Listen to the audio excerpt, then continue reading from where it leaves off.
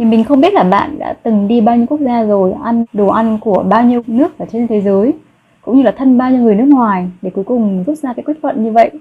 Tuy nhiên với kinh nghiệm của cá nhân mình đã sống gần 10 năm ở nước ngoài, chắc là đã đi cũng gần 40 thành phố ở ngoài Việt Nam từ Á sang Âu. Đối tác, đồng nghiệp chắc cũng đến từ hơn 20 quốc gia trên thế giới. Và mình cũng có rất là nhiều bạn thân ở khắp nơi trên thế giới luôn. Đi đến đâu thì mình cũng thử đồ ăn địa phương và cũng cố gắng đến nếm thử cái đồ ăn Việt Nam ở cái thành phố đấy. Đúng là như bạn nói, mình cũng chưa đi nhiều so với ai thật, nhưng mà mình nghĩ là mình cũng có đủ trải nghiệm để mà đưa ra những quan điểm có được sự đồng cảm của nhiều người. Và để chỉ cho bạn thấy rằng là người nước ngoài có thật sự chỉ có xã giao khi khen đồ ăn Việt Nam không, thì mình sẽ đưa cho bạn một số những ví dụ đến từ nhiều góc nhìn khác nhau nhé. Góc nhìn thứ nhất đó là góc nhìn từ giới giải trí và người nổi tiếng trên thế giới không có mối liên hệ nào với Việt Nam. Ví dụ như cái video của Chris Hemsworth, tài tử đóng vai Thor trong vũ trụ Marvel này. Anh ấy vào ngày 19 tháng 3 năm 2018 đã tự nguyện đăng tải cái video này để ca ngợi phở của Việt Nam. Chris húp lấy húp để, đồng thời vì cái quá trình ăn phở này giống như là một cái quá trình chinh phục thử thách để đạt đến thành công. Để mình dịch lại cái nguyên văn cái đoạn caption đấy nhé. Thưởng thức món phở ngon tuyệt của Việt Nam, nóng nhưng điều đó không làm tôi chùn bước. Cuộc sống là chinh phục những ngọn núi và chấp nhận thử thách để tiến về phía trước. Vì cuộc sống giống như một bát phở nóng, chả việc gì phải sợ cả, chắc chắn tôi sẽ chinh phục được thử thách này. Vậy chỉ trong cái đoạn văn ngắn này thì anh đã tạo ra đến 4 từ mới cấu thành từ phở. Ví dụ như là từ forward, từ cheer, for sure thì trở thành là phở sure. Và đặc biệt là hashtag là phở rules. Thì bạn có thể hiểu rằng là quy tắc của phở hay là phở thống trị. Tất cả đều rất là hay và sáng tạo và cho thấy cái tâm huyết của anh đối với phở như thế nào. Nhìn vào cái bát phở này thì bạn đã thấy rằng là hình thức không có gì là hấp dẫn cả. Nó giống như một bát phở ship vội từ nhà hàng với nước dùng quá nhiều. Tuy nhiên nó lại khiến cho người thưởng thức vô cùng thích thú và tâm huyết, đến nỗi biến nó trở thành một triết lý sống đầy chất thơ văn và thành ngữ như vậy. Thì bạn thử nghĩ xem là Chris Hemsworth có xã giao khi khen món phở không? Ví dụ tiếp theo thì đã được mình nhắc đến phần nào ở video trước. Series phim sitcom Kevin Can Wait đã giành chọn tập 10 của mùa 1 để ca ngợi món phở với câu chuyện của anh Kevin từ chỗ không tin nghi hoặc gọi cái bát phở đấy giống như là cái bồn nước bị tắc, đến chỗ đập bàn sau khi nếm thử bởi vì nó quá ngon và trách móc bạn gái là tại sao đến bây giờ cô ấy mới cho anh ấy biết về món phở vậy. Và đỉnh điểm đó là quyết định khởi nghiệp bằng một xe bán phở.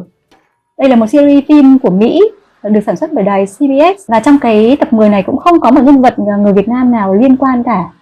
Thế thì đạo diễn, biên kịch và diễn viên đã xã giao dữ chưa khi đã dành chọn tâm huyết để tôn vinh món phở đến như vậy.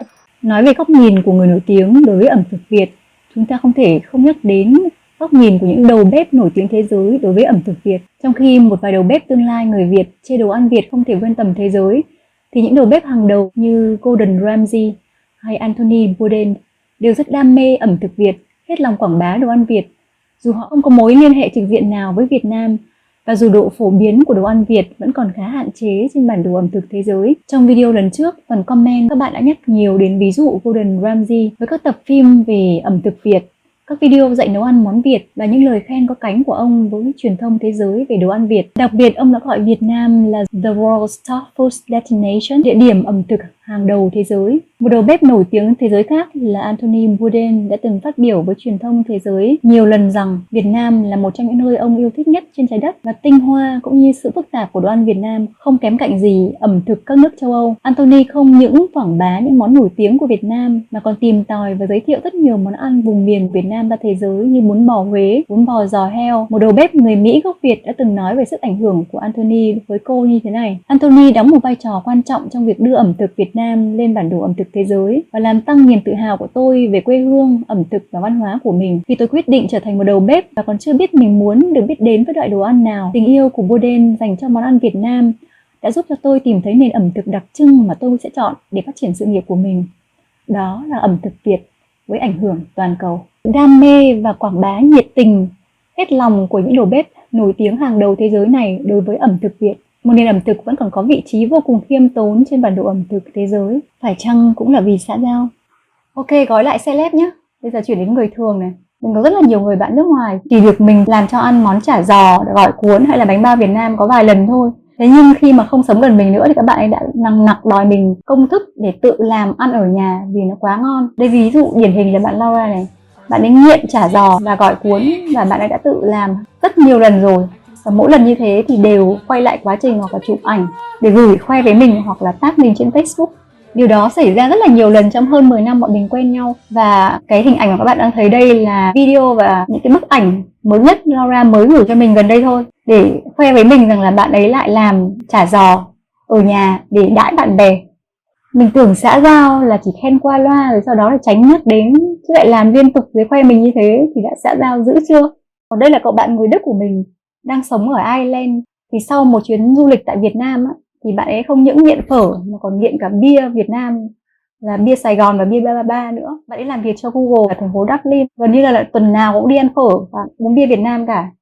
Nhưng mà đỉnh điểm đó là khi công tác ở London thì cũng phải tìm bằng được cái quán phở để mà ăn trong lúc mà bạn ấy công tác ở đấy, và uống bia của Việt Nam nữa, rồi là chụp ảnh khoe cho mình như thế này. Như vậy thì đã xã giao dữ chưa? Ok, bây giờ chuyển đến số lượng nhà hàng Việt Nam so với mặt bằng chung và so với tỷ lệ người Việt Nam ở nước ngoài nhé. Ví dụ tại Na Uy, một quốc gia chỉ có hơn 5 triệu người dân, và số lượng người Việt Nam cũng chỉ đứng thứ 13, 14 trong cộng đồng người nhập cư. Tuy nhiên, số lượng nhà hàng Việt Nam lại áp đảo so với các cộng đồng dân cư khác. Có lẽ chỉ đứng sau số lượng nhà hàng của Trung Quốc và Nhật Bản, và áp đảo luôn số lượng nhà hàng Hàn Quốc luôn. Nếu không tin, các bạn có thể lên Google search nhé. Ngay tại thành phố Seoul của Hàn Quốc, chỉ trong một cái đoạn đường thẳng từ khách sạn Sohada đến trụ sở công ty cũ của mình ở tòa nhà WeWork trên đường Tehran, nằm ở khu Gangnam, là cái khu sầm uất và đắt đỏ nhất tại Seoul á. Quãng đường đấy chưa đầy 400 mét thì mình đã bắt gặp 2 nhà hàng Việt Nam lớn ở đây rồi, trong khi không có một bóng dáng nhà hàng Trung Quốc nào. Các bạn nào đang ở Hàn Quốc thì vào chứng thực cho mình nhé. Nếu như không có người ăn thì liệu chủ cửa hàng có dám bỏ tiền ra thuê mặt bằng ở cái khu đắt đỏ như này không? Hệ thống cà phê ở Hàn Quốc, đặc biệt là thủ đô Seoul ấy, cũng rất là nổi tiếng đến mức là ám ảnh nhiều người Hàn Quốc. Rất là nhiều đồng nghiệp cũ của mình khi đến Việt Nam cứ hàng ngọc phải đi đến cà phê để uống cho đỡ nghiền. Với tất cả những cái ví dụ ở trên đây đã đủ để cho bạn thấy rằng là rất nhiều người nước ngoài yêu thích đồ ăn Việt Nam chưa? Và họ không hề xã giao khi khen ngợi hay là tôn vinh đồ ăn Việt Nam. Bởi vì tất cả thể hiện cái sự tâm huyết, chân thành, tình yêu mến rất là lớn lao đối với đồ ăn Việt Nam được quảng bá ra thế giới.